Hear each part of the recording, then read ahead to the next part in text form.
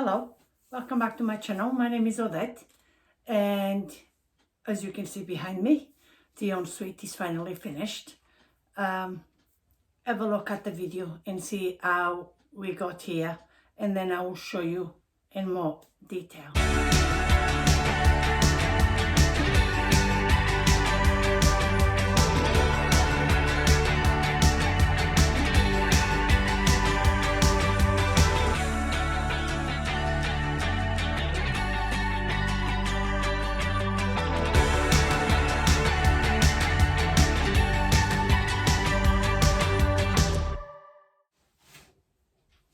I'm in the shower. We are fitting the shower door today. So, a little tip for you. When you have to fit these rubbers, is a rubber that goes between the frame and the glass screen. And that is to tighten the glass to the frame and to make it watertight. A little tip for you. A piece of wood and will help you to fit it right in, because it needs to be right in to be watertight. So this, a piece of wood will not scratch the glass or the stainless steel frame, the frame of the shower. Wood is very good for that. There you go, a tip for you. Every day is a school day. So the shower door is on and fully functioning. As you can see there, Mr. B have tested it last night, like I said. So it's absolutely fine. So what are we doing this morning? Sunday morning, and we're going to lay that beautiful floor. So Mr. B has now fitted checkerboard on the floor. We use these rosettes with a screw to fix it down. Why do we use this? Several reasons why we use this. We use them in all the bathrooms we fit. So checkerboard is good to allow flexibility, because remember we have wood floor underneath and we're going to tile with ceramic tiles. So checkerboard, water insulation, so it makes it watertight, helps with insulation, and it helps with flexibility. Okay, so that's the reason we always use this in bathroom floors.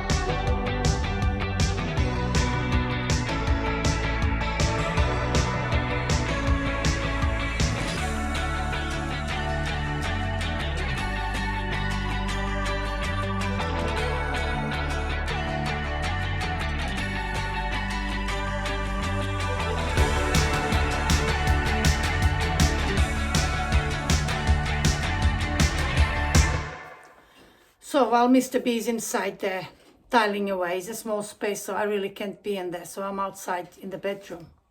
I'm cutting the tiles and getting them ready for him. So I want to show you something that it may be useful for you in the future.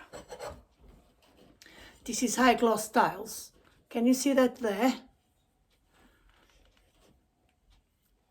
The factories, they use this stuff to protect the glaze, the high gloss on the tiles, so they don't get scratched when they are boxed. We found the best way to remove this. Okay, see if I can show you again there. The best way is to use a piece of wood, because you're never going to scratch the tile with a piece of wood, right? It works the same way in anything that is metal. If you use a piece of wood, it's always best if you have to clean something out of it, because it will clean without scratching. The same thing applies to the high gloss. So I don't know if you can see, I'm going to try to show you. You see that band there? That's very annoying. And if you dare to grout with that on the tiles, It's going to be a nightmare, okay? Complete mess. And very messy, Mr. B is telling me. So the best way is, see if I can show you. There. Just use a piece of wood. There. Right? It may look like it's very simple, but if I try to do it, this one, look, you see, it breaks and it's really difficult. So you just use a piece of wood and voila.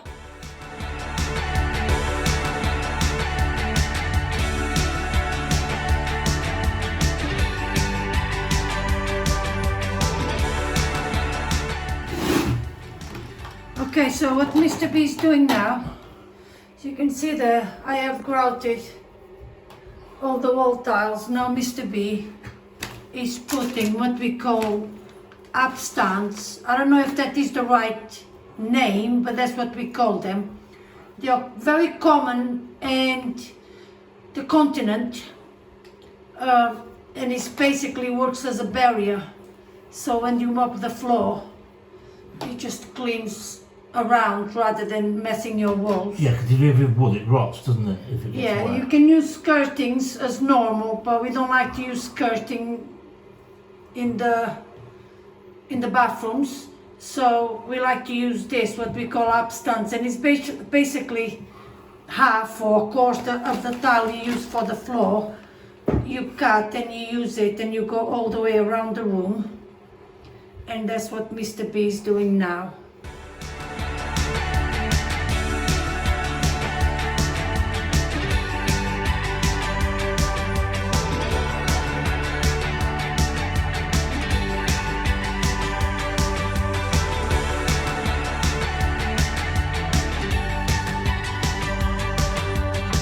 So very quickly, I want to show you.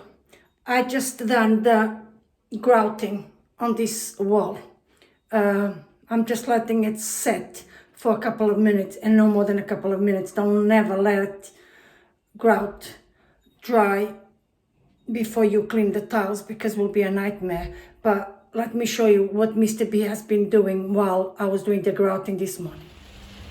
So Mr. B had to fit this soil pipe to join that vent pipe there that was already there, that is used for the main bathroom toilet, as you can see there. So Mr. B had to buy this piece of kit. See there, it's only a piece of plastic, but it cost us over £140, and the reason is because everything is expensive, is because he has to have a 3-point. This one is for the ensuite toilet, this one for the main toilet on the main bathroom, and obviously this to take the vent all the way up. All right, so that's what Mr. B has been doing while I'm grouting inside, and now I'm off to clean the grout inside.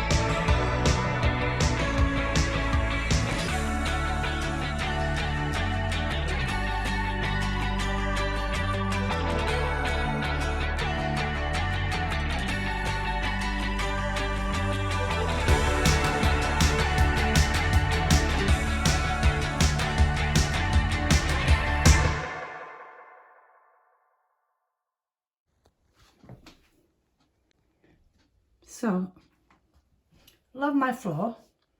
I've been wanting to fit this floor for quite a while, and I thought the ensuite will be the perfect place for it. It's quite a small space, as you can see. It was always going to be a small space.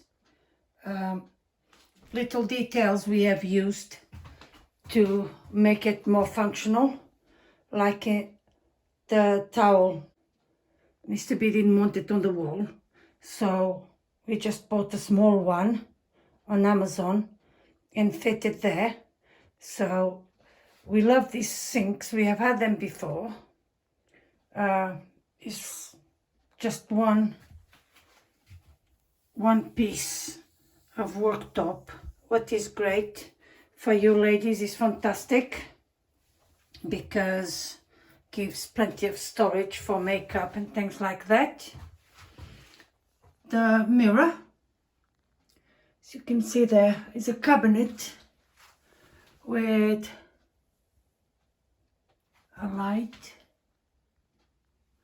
and gives plenty of storage inside. The most important for Mr. B is that you can connect this electric toothbrush and it's stored away and on, and that there, it means there is a demister pad there, so even when Mr. B comes out of the shower, the mirror is always this way. So just a bit of decor to make it feel a bit more homely. I know it's weird to have a clock in your ensuite, but Mr. B wanted a clock in the ensuite, so it's not about looks, it's about practicality. So we have a clock in the ensuite. We decided to keep the walls white and the ceiling because it's quite a small space. So we reused that we have had from our previous house. The new radiator, and now you will understand when I showed that there. So that's because we have this control here where we can use it and have this on in the summer by, so if I turn that on and press in there, see, although today we don't have central heating because we have the installers in to upgrade the water tank and, well, the water cylinder and the boiler, a new boiler, we can still have this radiator on because it can be used electric, or you just switch it off and it's done. So what else can I show you? The shower enclosure, the shower seat that we decided to use.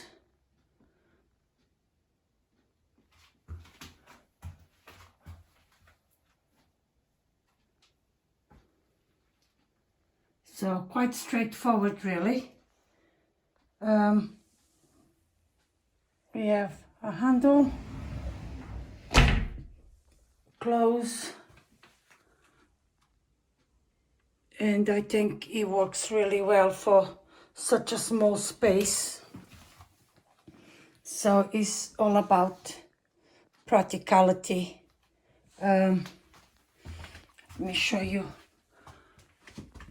the pocket door completely finished now, as you can see, and we just close the door. This is actually a door we reused from a previous job. The client didn't want the door, wanted to throw it away. We bought it home, and then we realized it was such a good door, it was best to keep it for something. And it turned out that is the perfect size for what we needed. So the door just disappears inside the wall, as you can see there. And that's another little project finish. Now, my choice of decor, what can I tell you about it? It's all about practicality. So like I said, this toilet basin combo We have used it before. We love it. We think it's very practical.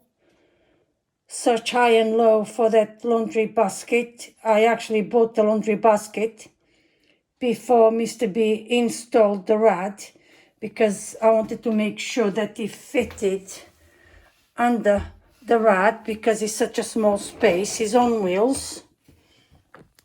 So, very practical. So it just stands in there, or you could have it like so as well if you want. So when dealing or building, setting up a small room is all about practicality.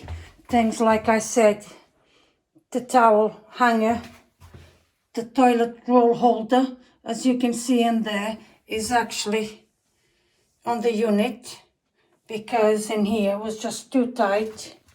Toilet brush, I love these silicone toilet brushes. So again, it's fitted on the side in there. So it's all about making the right choices for small spaces. What's next? I still have a reveal for the master bedroom. We still don't have wardrobe doors. And that's because we just don't have the time. Like I said in the beginning, this was always going to be a weekend project because we are very busy with work. And it's just been busy with social life, family and friends staying over and all that kind of thing. So the job has taken us longer than we are expecting. Price-wise, I haven't worked out the budget yet. Well, there wasn't a budget, but how much we have spent, but it's not far from what we originally thought it would cost us. So it will be about £1,300 maybe, because obviously we do all the work. It's just the purchase of the materials and the fittings. What is coming next? Definitely the master bedroom reveal once we do the doors.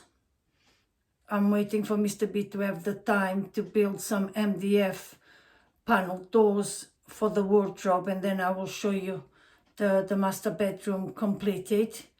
By then will be Christmas, and we need a break, we need to rest. As